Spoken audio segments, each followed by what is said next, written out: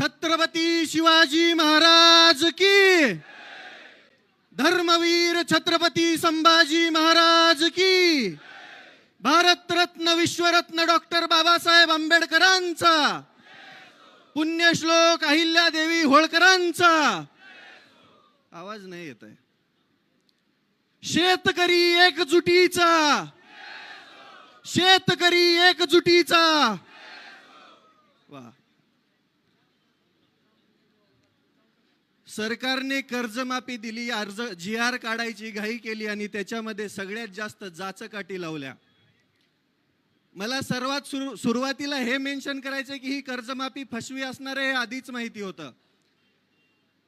जेव्हा काही दिवसांपूर्वी शेतकऱ्यांच्या नावाने आंदोलन झालं आणि मुंबईला बोलून त्याच्यामध्ये काही झालं, त्यावेळेसच समजलं होतं की सरकार फक्त शेतकऱ्यांच्या तोंडाला पानं पुसायचं काम करणार आहे.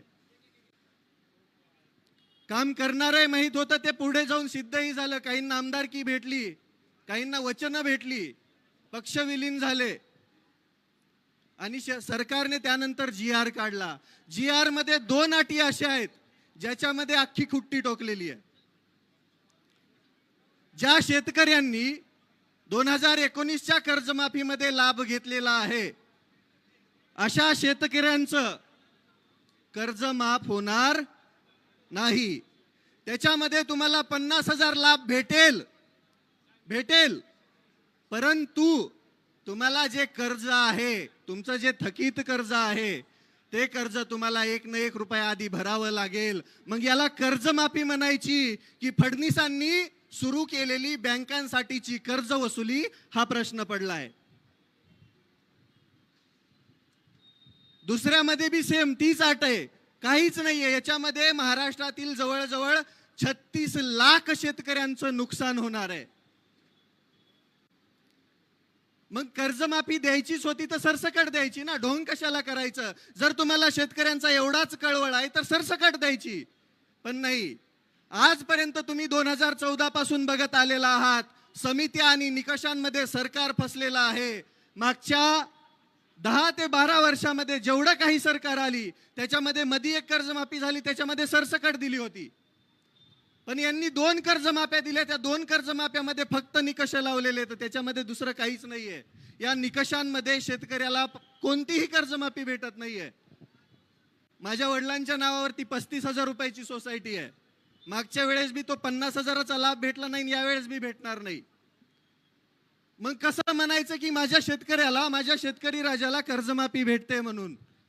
जी मुख्य मागणी आहे, हेच मुख्यमंत्री देवेंद्र फडणवीस साहेब म्हटले होते की मी सत्तेमध्ये आल्यानंतर शेतकऱ्यांचा सातबारा करणार, कोरा कोरा कोरा कोरा कोरा. पण हा कोरा करायच्या नादामध्ये त्या शेतकऱ्यांच्या सातबाऱ्यावरती बोजा चढवायचं काम हे सरकार करत आहे. या सरकारच्या काळामध्ये विचार करा तुम्ही, कोणतीही सबसिडी शेतकऱ्याला भेटत नाही, कोणत्याही योजनेचे पैसे योग्य वेळेवरती शेतकऱ्याला भेटत नाही, खताचे औषधाचे भाव गगनाला भिडलेत, कोणताही हमी भाव योग्य प्रकारे शेतकऱ्याला भेटत नाही. कांदा 2 रुपयाने विकावा लागतोय. शेतकरी अक्षरशः देशोधडीला लागायला लागला आणि इथलं सरकार म्हणते आम्ही शेतकऱ्यांच्या हिताचं. अरे घंटा तुम्ही हिताचे आहेत, लई शिव्या येतात पण इथं देऊ शकत नाही. यांच्या विरोधात बोलतो म्हणून 2 दिवसापूर्वी 2 अकाउंट उडवले. अरे अकाउंट उडवले म्हणजे आवाज दबत असतो का? येता दुसरं उडवलं 5 लाखाचं. एवढे घाबरलेत हे, एवढे घाबरलेत कारण की शेतकऱ्यांची एकजूट व्हायला लागली, शेतकरी एकत्र यायला लागलाय. दादांनी सुरुवातीला आंदोलन चालू केलं. कांद्याच्या आंदोलनामध्ये बघा, सुरुवातीला 12 रुपये 35 पैसे वाढवलं. जशी जशी शेतकऱ्यांची एकजूट वाढायला लागली, दादांचा तीव्र विरोध चालू झाला. त्यानंतर 15 रुपयाच्या वर भाव केला ना, आता काहीतरी 16.5 रुपये केलाय. मग तुम्ही असं खुडत देण्यापेक्षा एक खट्या का देत नाहीत? गोष्टी देत असताना तुम्हाला सतत समिती आणि निकष का लागतात? आणि तुमचा तो पात्र शब्द नेमका कोणत्या पुस्तकातून आलाय तो एकदा बघावा लागेल. नेमका यांनी कोणत्या पुस्तकातून अभ्यास केलाय? कोणतीही गोष्ट मागितली की पात्र शब्द टाकणार.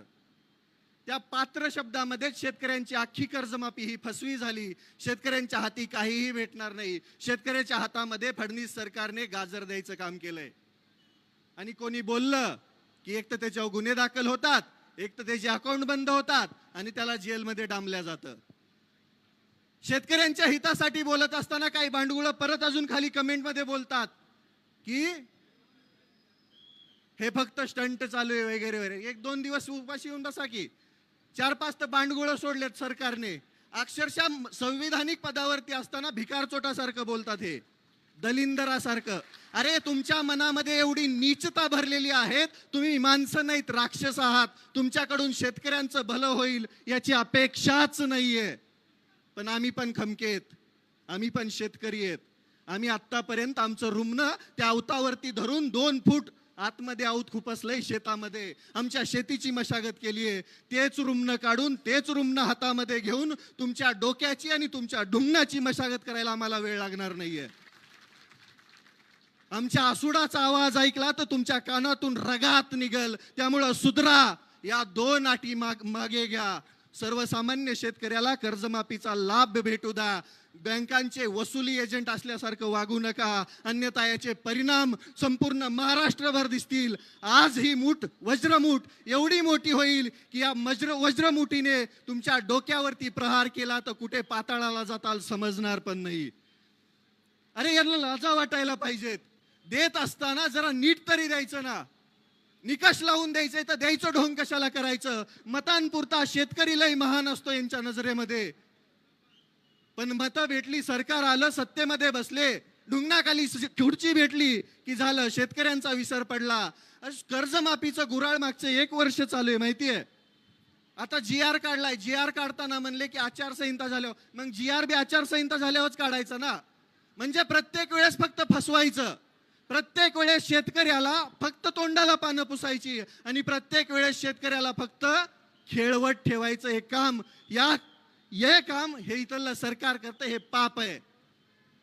सर्वसामान्य शेतकऱ्याच्या अडचणी काय आहेत काय माहिती यांना. मंत्रालयाच्या AC मध्ये बसून यांना निर्णय घ्यायला काय लागतंय. कधी या आमच्या शेतामध्ये आऊत आणून दाखवतो तुम्हाला काय त्रास असतो ते. देशोधडीला लागलाय शेतकरी आणि त्याच शेतकऱ्यांवरती वार करायचं काम हे सरकार करतंय. या सरकारला धडा शिकवण्यासाठी शेतकऱ्यांना आता एक या. जात धर्म पंथ सगळं बाजूला ठेवा, ते पक्ष बाजूला ठेवा आणि आता एक या. आजपर्यंत शेतकऱ्यांची एकजूट झाली नाही, म्हणून सगळ्यात जास्त अन्याय कोणावरती झाला असेल तर तो शेतकऱ्यावरती झालेला आहे. 1-1 लाख कोटीचे प्रोजेक्ट आहेत त्यांचे, त्याच्यामध्ये सगळ्यात जास्त नुकसान शेतकऱ्यांचं आहे. ज्या शेतकऱ्यांकडे 4-2 एकर जमीन आहे ती घेण्याचा पण घाट या सरकारने घातलाय. शक्तीपीठाचं तुम्हाला माहीतच असेल. ज्याची आवश्यकताच नाही, ज्याला समांतर महामार्ग आहे, तरी पण यांना तिथं घालायचं आहे. कारण की सरकारनं शेतकऱ्यांच्या जमिनी घ्यायच्या, त्या कॉन्ट्रॅक्ट मधून पैसे कमवायचे आणि शेतकरी देशोधडीला लावायचा. माझी स्पष्ट मागणी आहे सरकारला, तुम्ही जर या 2 जाचकाठी लवकरात लवकर मागे घेऊन सरसकट सर्व शेतकऱ्यांना 2 लाखांपर्यंत कर्जमाफी नाही दिली तर आम्ही मंत्रालयावर पण धडकायला कमी करणार नाही. आम्ही त्यावेळेस आमच्या हातात रुमणं असेल आणि खांद्यावरती आसूड असेल, त्याचा वार आणि त्याचा आवाज तुमच्या कानामध्ये घुमल्यावरती तुम्ही लाईनीवरती येणार, वटणीवर येणार. वाटोळं झालंय शेतकऱ्यांचं. कोणत्याही योजनेला निधी नाहीये, फंड नाहीये. सर्वसामान्य शेतकऱ्याचे आता पेरण्या तोंडावरती आहेत, बियाणं व्यवस्थित उपलब्ध नाहीये. या वर्षी तर दुष्काळाचं सावट आहे. खुद मुख्यमंत्रीच म्हणताय की 1950 सारखा दुष्काळ पडणार आहे जणू. मग याच्यामध्ये शेतकरी कसा जगणार नेमका. त्याच्या डोक्यावरती कर्जाचा डोंगर असताना तो सर्वाइव्ह कसा करणार, जगणार कसा आणि तो पुढे त्याचं कुटुंब कसं जगवणार, हा प्रश्न आहे शेतकऱ्यांच्या पुढं. काही नसतंय, सर्वसामान्य शेतकऱ्याच्या हातामध्ये काही सुद्धा नाहीये. बियाण्यांपासून ते विक्रीपर्यंत सगळं काही सरकार ठरवणार आणि ज्या वेळेस माल येतो त्यावेळेस पण त्याचा भाव बी सरकार आणि आडते व्यापारी ठरवणार. शेतकऱ्याच्या हातामध्ये धतुरा कायमस्वरूपी तेच लागत आलंय. सर्वसामान्य शेतकऱ्यांना लुटायचं काम इथलं सरकार करत असताना आपण शांत बसून चालणार नाही. माझी त्या सर्व महाराष्ट्रातील शेतकऱ्यांना विनंती आहे, आज आमदार रोहितदादा पवारांच्या पाठीमागे उभा राहावं लागेल. 3 दिवसापासून पोटात अन्नाचा कण नाहीये. हे आपल्यासाठीच चालू आहे. जर माफी झाली तर ते सगळे 36,000 शेतकरी त्या निकषांमध्ये बसणार आहेत. त्या 36 लाखांपैकी कमीत कमी 36,000 तरी इथं दिसायला पाहिजेत. त्याच वेळेस इथल्या सरकारवरती दबाव बसणार आहे. माझी महाराष्ट्रातील सर्व शेतकऱ्यांना विनंती आहे, कुठं बी असा पण पंढरपुरात दिसा. आजपर्यंत तुम्ही वारकरी बनून इथं आला होतात, आता एकदा शेतकरी बनून पंढरपुरात यायची वेळ झाली आहे. आमदार रोहितदादा पवारांचे हात बळकट करायची वेळ झाली आहे. हे तुमच्यासाठी चालू आहे फक्त. याच्यामध्ये कोणता स्वार्थ, कोणता स्टंट किंवा अजून काही नाहीये. मुळातच या राज्यामध्ये विरोधक ठेवायचाच नाही असा सरकारचा घाट आहे. त्याच्यासाठी 4-2 भिकारचोट सोडलेली येतं. काल एक जण बकवास करत होता, दलिंदर. अरे 2 मारावे वाटले, आई शपथ सांगतो. नाव घेतलं लई बुडाला आग लागल, घेणार नाही, तुम्हाला समजून गेला असेल. लाजा वाटत नाहीत का तुम्हाला बोलत असताना? लाजा. अरे जनाची नाही मनाची तरी ठेवा ना. कोणीतरी शेतकऱ्यांसाठी लढत असताना तो स्टंट कसा असू शकतो? आम्ही तर तुमच्या सरकारमध्ये घेतलेल्या त्या कडूला बी पाठिंबा दिला होता ना. निघाला भिकारचोट, आम्ही काय करावं त्याला? शेतकऱ्यांच्या जीवावरती पोळी भाजणारी माणसं अशीच असतात. पण इथं नाहीये ना तसं. मागचा जर विचार केला तुम्ही तर कांदा आंदोलनामध्ये शेतकऱ्यांचा फायदा झाला दादांनी आंदोलन केल्यानंतर. मग या आंदोलनाचा पण फायदा शेतकऱ्यांना होणार आहे, हा विश्वास आहे आम्हाला. आणि आम्हाला माहिती आहे की हे स्वाभिमानाचं रक्त आहे, हे शेतकऱ्यांसाठी लढणारं रक्त आहे. म्हणून आमचा जाहीर पाठिंबा दादाला आहे. आता माघार नाही. जोपर्यंत या 2 जाचकाठी सरकार रद्द करत नाही, जोपर्यंत सरसकट सर्व शेतकऱ्यांना 2 लाखांपर्यंत कर्जमाफी सरकार देत नाही, तोपर्यंत आम्ही माघार घेणार नाही. आता आम्ही शांततेमध्ये आहोत, आता आम्ही शांत बसून आहोत. याचा अर्थ असा नाही की आम्ही शंड आहोत. आम्हाला लढायचंही माहितीये. छत्रपती शिवरायांचा वारसा सांगतोत आम्ही. डॉक्टर बाबासाहेब आंबेडकरांनी दिलेलं संविधान, त्यांनी दिलेलं सगळं साहित्य वाचून इथं अन्यायाविरुद्ध लढणारे हात आहेत आमचे. सर्वसामान्य शेतकरी शिक्षित नसला, पाठीमागे असला तरी त्याला लढायचं कसं हे माहिती आहे. आम्ही लढणार, तोपर्यंत लढणार जोपर्यंत शेतकऱ्यांना त्यांचा हक्क भेटणार नाही. आम्ही लढत राहणार, शेवटच्या श्वासापर्यंत लढत राहणार. उद्ध्वस्त व्हायला लागली आहे शेती, उद्ध्वस्त व्हायला लागलाय शेतकरी, आणि उद्ध्वस्त व्हायला लागलेत शेतकऱ्यांची कुटुंब. आमच्या शेतीवरतीच आमची लेकरं मोठी होतात, शाळा शिक्षण घेतात. पण नाही, बाकी काही असेल, फक्त आणि फक्त शेतकऱ्यांचं रक्त पिण्याचं काम इथलं सरकार करत असेल तर यांना धडा शिकवायची वेळ आली आहे. आणि माझी त्या प्रत्येक स्टंट म्हणणाऱ्या भिकारचोटाला विनंती आहे. त्या आझाद मैदानामध्ये लोळत असताना आम्ही बघितले डुकरावानी. तुझे कसले स्टंट होते आम्हाला बी माहिती आहे. आणि जर लईच हिम्मत आहे तर माझा पट्ट्याचा आता चॅलेंज आहे, 15 दिवस तू शेतकऱ्यांसाठी उपाशी राहा, तेव्हाच आम्ही समजू की तू बी शेतकऱ्याची औलाद आहे. तू पण शेतकऱ्यांसाठी लढतोय, तू पण सरकारमध्ये राहून शेतकऱ्यांच्या हक्कासाठी भांडतोय. हाही हिम्मत नाही.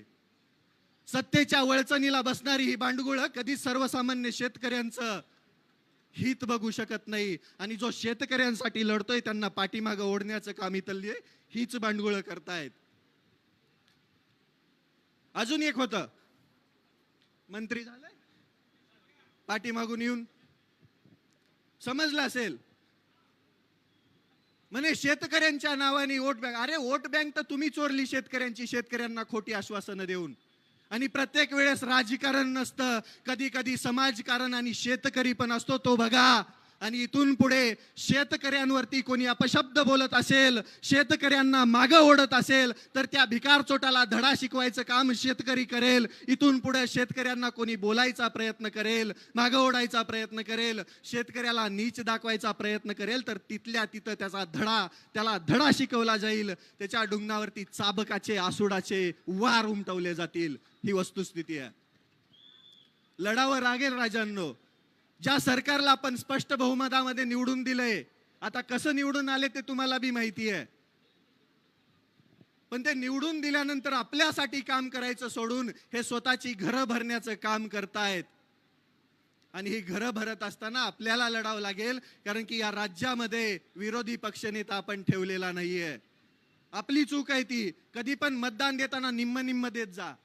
इथून पुढे म्हणजे आपले हक्क मिळत असताना निदान विरोधी पक्षनेता असेल आणि विरोध नसतोच, हा मुळात हक्क मागण्यासाठी केलेला हा अट्टाहास असतो. उपाशी राहायला कोणालाही आवडत नाही. 12 तास जर जेवण नाही केलं तर डोकं भनभन भनभन भनभन करतं, अंग थरथर कापतं, समजत नाही काही. त्या परिस्थितीमध्ये जर कोणी उपोषण करतंय तर त्याला पाठबळ देणं आपलं काम आहे. माझा स्पष्ट शब्दामध्ये या सरकारला इशारा आहे, तुम्ही लवकर वटणीवरती या, नाहीतर आम्ही या पंढरपुरातून तुमच्या मंत्रालयामध्ये यायला वेळ लावणार नाहीत. आणि त्यावेळेस 1-2 नाही, 1 शेतकरी लाख शेतकरी असेल, त्यावेळेस तुम्हाला खरं समजेल शेतकऱ्यांची ताकद. शेतकऱ्यांसाठी लढत असताना सगळ्यात जास्त त्रास हा सरकारच सर्वसामान्यांना देत आहे. तुम्ही तर बघितलं, आता मी तुम्हाला दिसत नसेल कुठं, पण तुमच्या हृदयावरती नाव कोरलेलं आहे. ओळखता ना सगळे? सकाळी सकाळी 5 लाखाचं उडवलं, काय फरक पडणार त्याने? काय फरक पडणार सांगा ना? ज्या लोकांच्या हृदयामध्ये क्रांतीची मशाल पेटवणारा तो क्रांतीवीर हा शेवटपर्यंत क्रांतीवीरच असतो.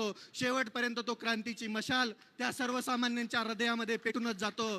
त्याच कर्जमाफी, फसव्या कर्जमाफीच्या विरोधामध्ये क्रांतीची मशाल आमदार रोहितदादा पवारांनी पेटवायचं काम केलंय. आमचा त्यांना जाहीर पाठिंबा आहे. तुम्ही सर्वजण कायमस्वरूपी, जोपर्यंत या जाचकाठी रद्द होत नाहीत तोपर्यंत आम्ही इथून हलणार नाही. आता आम्ही माघार घेणार नाही. आणि तुम्हाला वाटत असेल इग्नोर करताल, तर इथून पुढे महाराष्ट्रातील त्या चौकामध्ये त्या प्रत्येक शेतकऱ्याने जमायचंय आणि इथल्या सरकारला धडा शिकवण्यासाठी, इथल्या व्यवस्थेला धडा शिकवण्यासाठी प्रशासनाला निवेदन देऊन त्या प्रत्येक ठिकाणी आंदोलन करायचंय. तुम्ही पंढरपूरला येऊ शकत नाहीयेत ना, तर महाराष्ट्रातल्या कोणत्याही कोपऱ्यामध्ये तिथून आंदोलन करा आणि आमदार रोहितदादा पवारांना पाठिंबा द्या. त्याच्यामध्येच तुमची लढाई यशस्वी होईल आणि तुम्हाला तुमचा हक्क, तुम्ही मागितलेली कर्जमाफी भेटण्याचं काम होणार आहे. त्यामुळे एकत्र या, लढा. एकत्र आलात तरच आपल्याला आपला हक्क भेटणार आहे. वाटोळं केलंय या सरकारने, वाटोळं.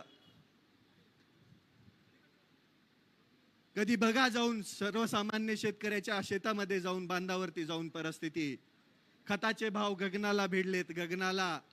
बियाणं भेटणार नाही अजून 2-4 पाऊस झाले तर. आधी स्टॉक झाला काही जणांकडे, मग हळूहळू बाहेर काढणार. मगाशी मी एक पोस्ट वाचली, लई इंटरेस्टिंग होती, लई इंटरेस्टिंग. ते आपल्या अन्न आणि औषध भेसळ प्रशासनाचे आयुक्त म्हणून तुकाराम मुंडे साहेबांची आपल्या नियुक्ती केली आहे. मग देवेंद्र फडणवीस साहेबांच्या पेजवरती एक पोस्ट होती बीजेपी मुंबईच्या, की देवेंद्र फडणवीस साहेबांची कामगिरी, इथून पुढे गुटखा विकणाऱ्यांवरती मोकोका कारवाई होणार. आणि याच्या 6 महिने आधीच नरहरी झिरवळ साहेब म्हणले होते की आम्ही बी मकोका कारवाई करणार, पण एकावर बी झाली नव्हती. कालपासून सगळ्यांवरती व्हायला लागली. म्हणजे एक माणूस सिस्टीम मधला काय करू शकतो, हे बदल घडू शकतो, हे तुम्ही बघता, पण त्याचं श्रेय लगेच दुसरे घेणार. बरोबर की नाही? तसाच अधिकारी जर आमच्या शेतकऱ्यांसाठीच्या असणाऱ्या कृषी विभागाला असला तर मामा पळूनच जातील लगेच. बरोबर की नाही? परवा दिवशी तर म्हणे एका शेतकऱ्याला, माझ्याकडे त्या शेतकऱ्याचा असो, अक्षरशः ऊस जळाला होता. ऊस किती असंवेदनशील असतात ही माणसं, तुम्ही बघा. ऊस जळाला, त्या शेतकऱ्याने उन्हात बसून आंदोलन केलं. त्याला पाणी सोडण्याचं आश्वासन भेटल्यानंतर आंदोलन मागे घेतलं. त्याची मागणी होती फक्त जळालेल्या ऊसाचा पंचनामा करा. अतिवृष्टीचे पैसे अजून आले नाहीत शेतकऱ्याच्या खात्यात. कोणत्याही विम्याचे पैसे मागच्या 2-4 वर्षात शेतकऱ्याच्या खात्यात आलेले नाहीयेत. पंचनामा करण्यासाठी कृषी मंत्री म्हटले की हे माझ्याकडे नाहीये, तुम्ही तुमचं बघा, तुम्ही मोठी माणसं आहेत. हे मनाने भिकारडे असणारी लोक आहेत. मनाने, पैशाने लय श्रीमंत आहेत हे, पण मनाने अक्षरशः भिकारडे. कारण की यांच्या मनामध्ये शेतकऱ्यांसाठीचा कसलाच प्रेम नाहीये, ना भाव आहे, ना शेतकऱ्यांचं भलं करण्याची ताकद आहे यांच्यामध्ये. पण आम्ही शेतकरी पण खमके येत, आम्ही शेतकरी पण असे तसे नाहीयेत, आजचे कच्चे बच्चे नाहीयेत. आमच्यामुळेच तुम्ही आहेत.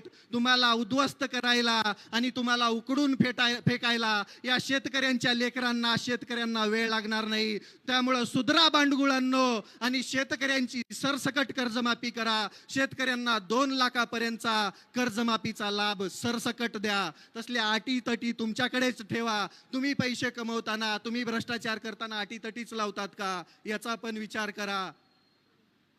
परत एकदा सांगतो, रविराज साबळे पाटीलच नव्हे, या महाराष्ट्रातला तो सर्व शेतकरी, ज्या शेतकऱ्याला आज गरज आहे कर्जमाफीची, ज्या शेतकऱ्याला गरज आहे त्यांच्या हक्काची, तो प्रत्येक शेतकरी आमदार रोहितदादा पवारांच्या आंदोलनाला, या उपोषणाला पाठिंबा देत आहे. सरकारने लवकरात लवकर जागं व्हावं, अन्यथा आम्ही रस्त्यावरती उतरलोत, आम्ही शांततेचा मार्ग सोडला तर तुम्हाला खुर्च्या सोडून पळून जावं लागेल. तुम्हाला खुर्च्या सोडून अक्षरशः महाराष्ट्र सोडून पळून जावं लागेल. त्यामुळे लवकरात लवकर या आंदोलनावरती तोडगा काढा आणि ज्या जाचकाठी लावल्यात त्या मागे घेऊन सरसकट सर्व शेतकऱ्यांची कर्जमाफी करा.